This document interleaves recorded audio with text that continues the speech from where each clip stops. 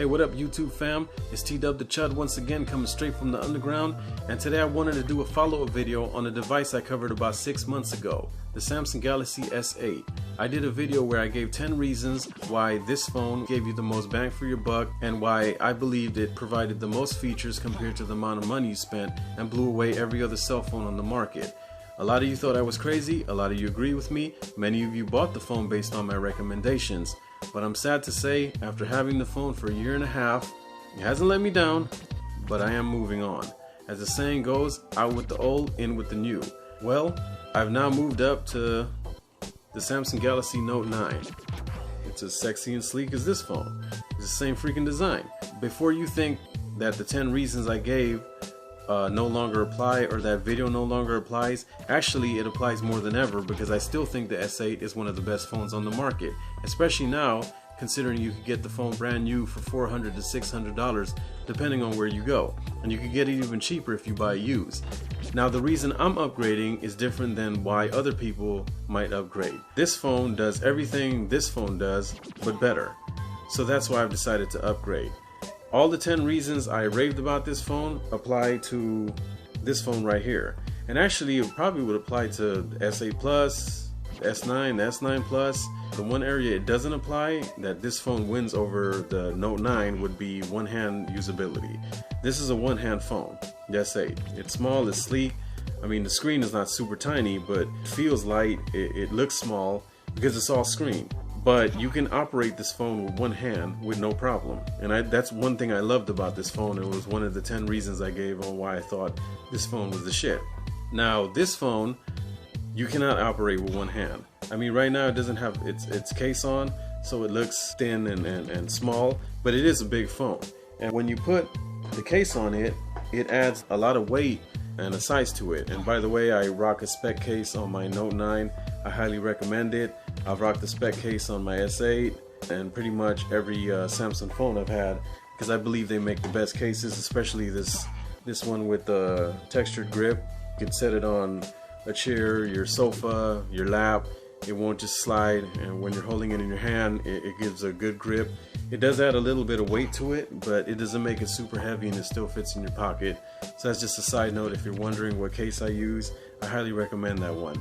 So anyway, with the case on, the Note 9 definitely is not a one-hand phone. I mean, like I said, even without it, it's hard to operate this phone with one hand unless you put the one-hand mode feature on. I mean, that's pretty cool, but out of the box, it's not a one-handed phone. So that's one area where the S8 definitely wins over that. But in every other area, wireless charging, the phone being waterproof, having expandable storage, all that stuff that the S8 has that made it great, the Note 9 has.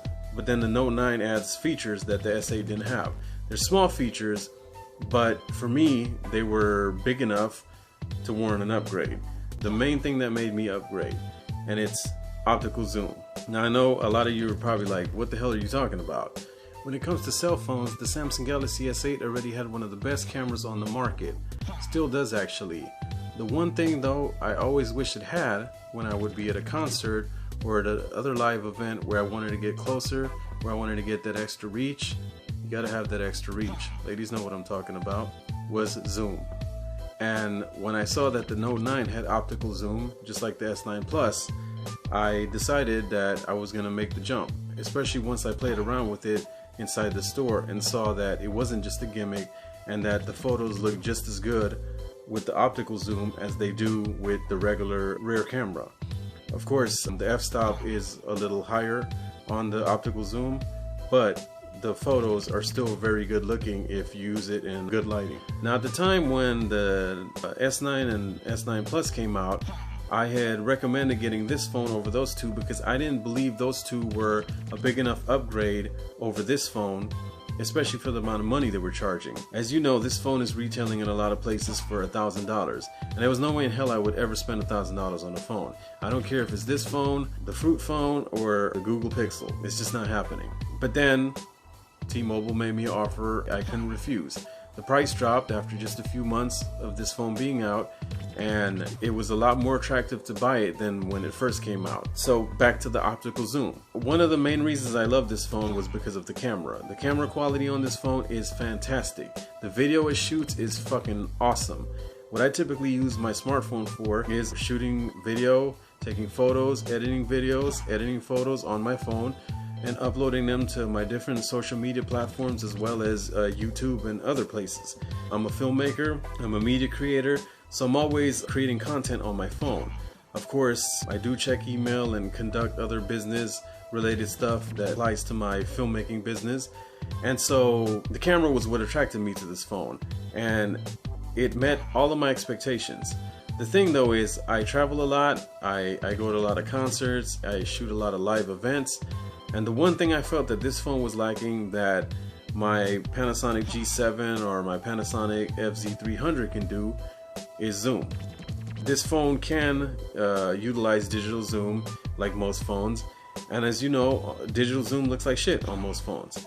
Now on the S8, I will give it credit, you could zoom digitally about 3 times, 4 times is kind of pushing it, but 3 times was the sweet spot where if the lighting was good and nobody's moving, there's no motion in the frame, the picture would actually come out pretty damn good, especially for a digital zoom.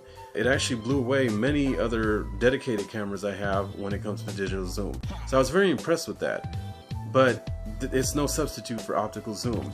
So I had my eye on the S9, and I was thinking of going to that phone just for the 2 times optical zoom.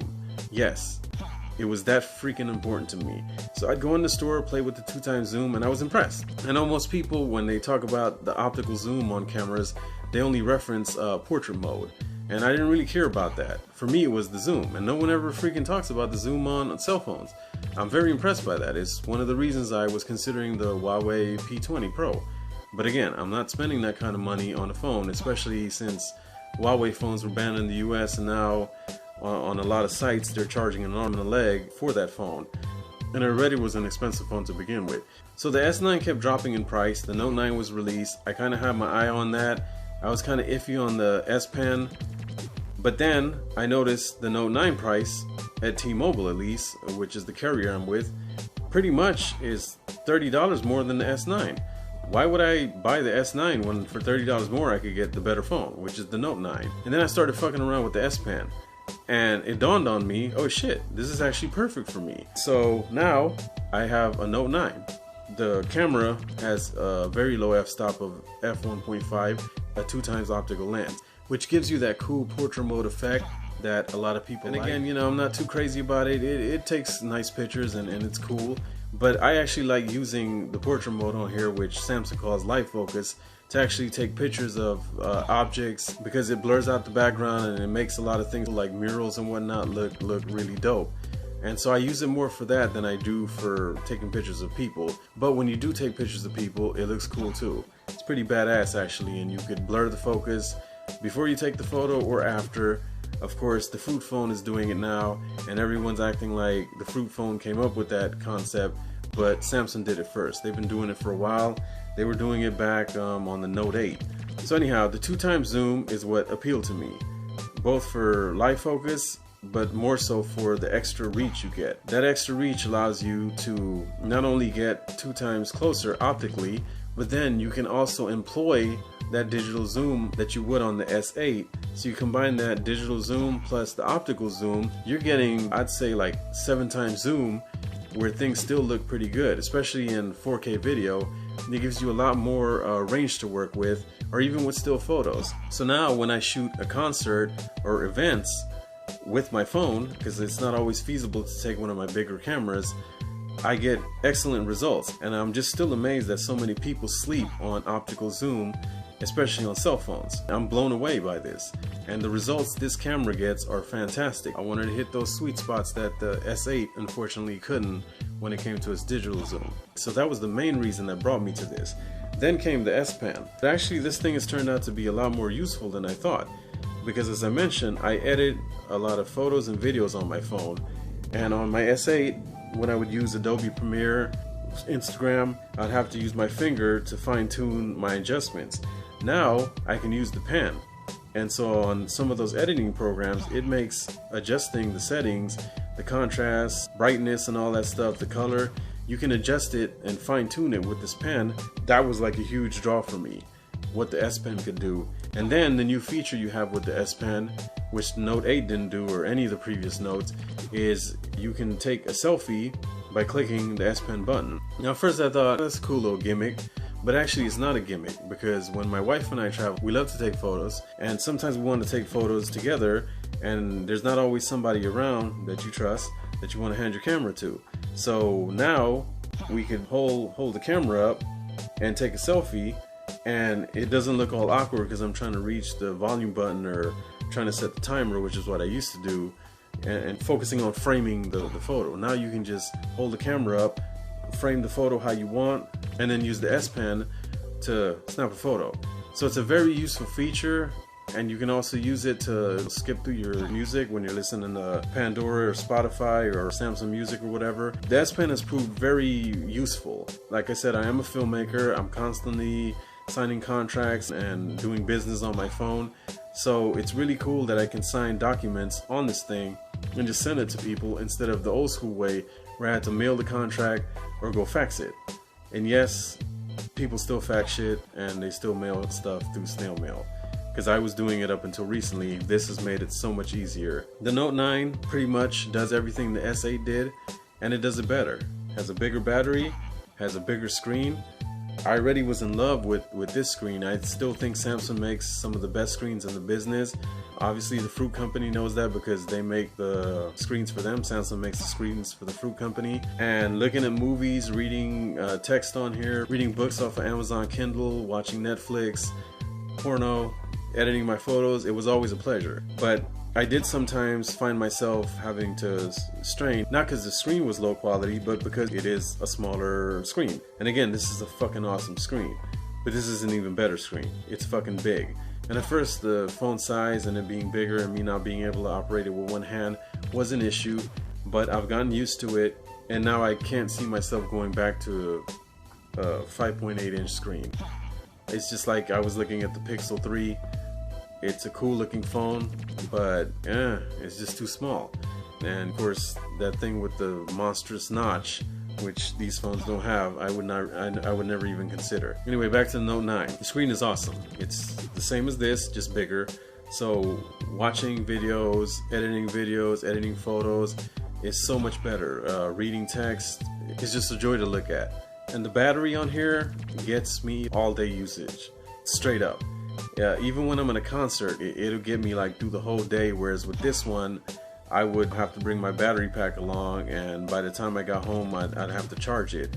I went to the Indigenous Peoples Day event here in LA. It was the first Indigenous Peoples Day we had out here, which replaced bitch ass Columbus Day, and I shot a bunch of video, shot a bunch of pictures, and this thing lasts me all day. When I got home, I still had about 30% left on the battery after shooting 4K video for like hours on end. The battery's that good, especially if you keep the screen resolution in the middle setting like I recommended with this one.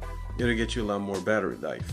So I'm sad to say this is the last few hours I have with my trusty S8.